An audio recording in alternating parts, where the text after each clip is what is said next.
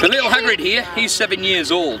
And the first thing you notice about Hagrid is how vocal he really is. Now the reason why he's incredibly vocal is because 7 years ago this little guy was abandoned. His parents abandoned him along with 3 other eggs.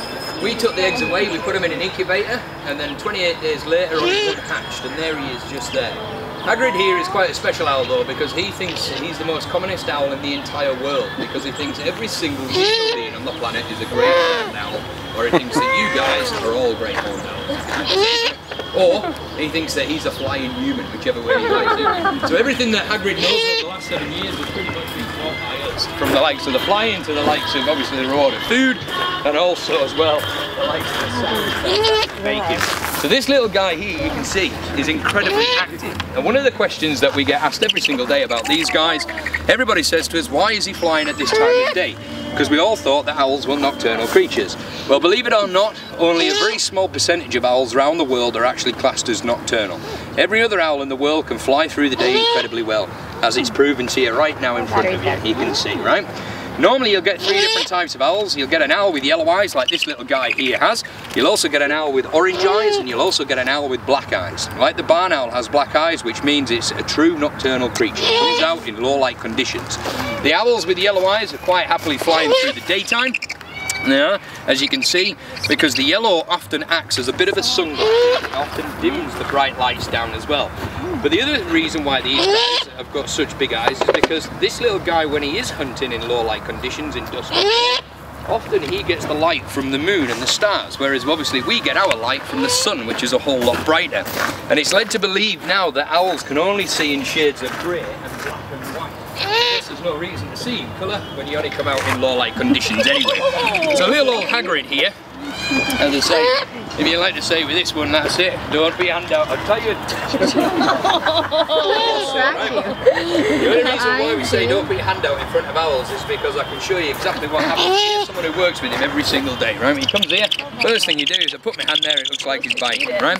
Now he's not biting, and what he's doing is that every owl throughout the world, what a lot of people don't realise about the owl world is the fact that every owl in the world is supposed to be able to see 100 times better than a human.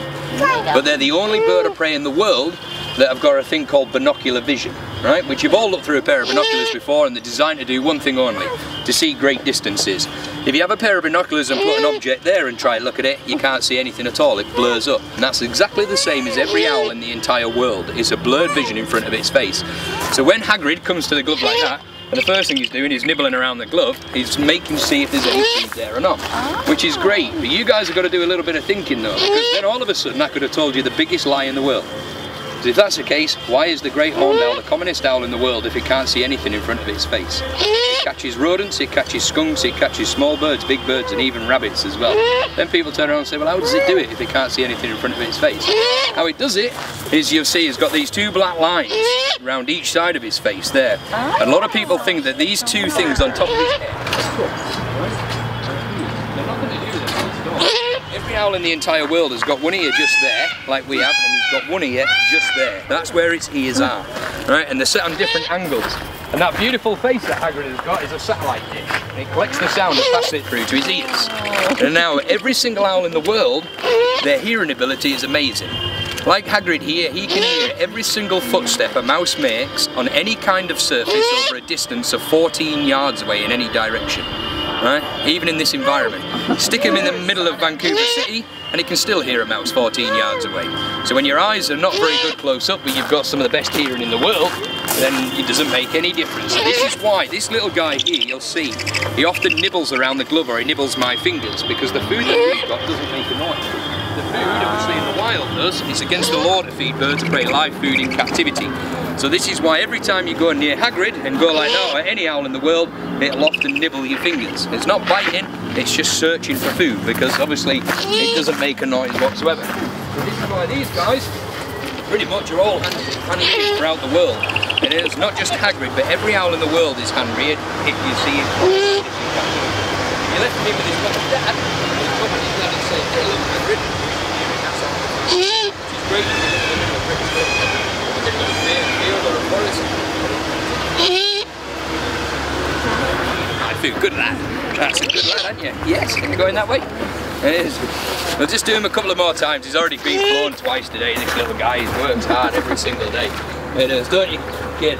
And Oliver, because he always wants more food every single day. Oh, I know, that's the worst thing in here, keep on your head.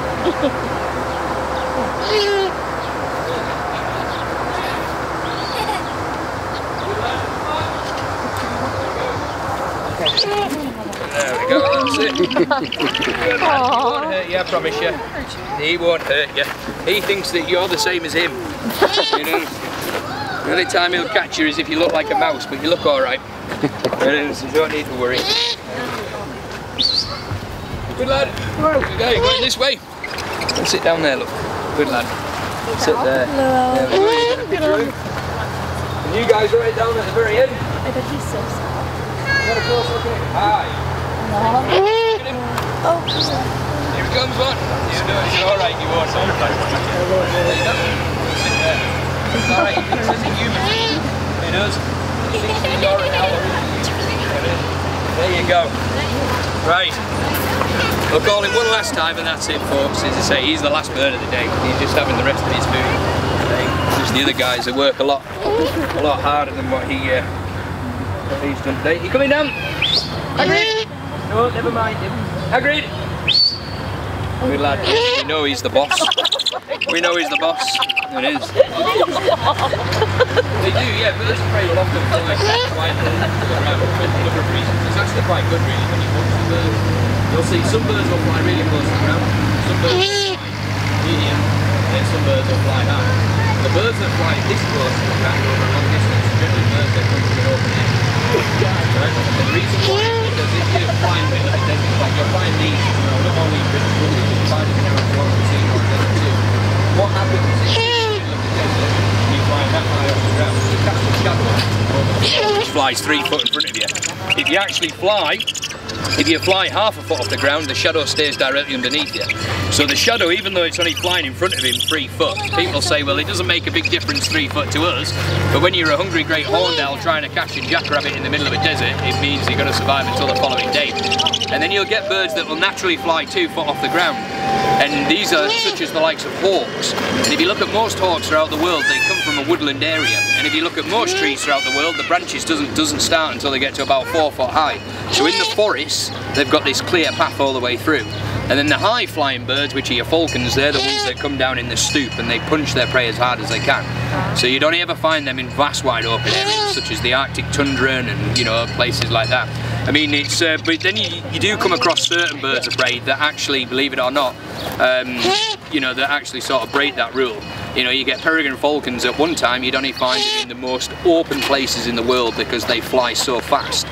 But now you'll find them, the commonest place in the world to see a peregrine falcon is a city or a town. But they do all the hunting above the skyline, you know, so they do it all above the cities, you know.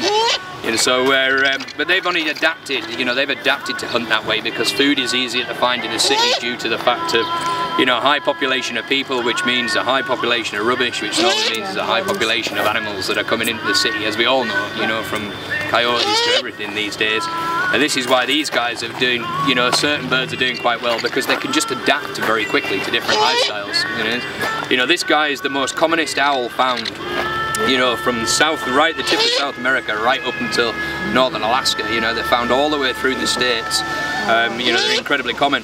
And the reason why this is as well, even though Hagrid's not, is because great horned owls are incredibly aggressive in the wild as well.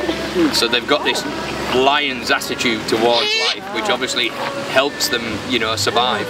Whereas most birds of prey in the world in their first year, 80% of birds of prey that are born in their first year normally die.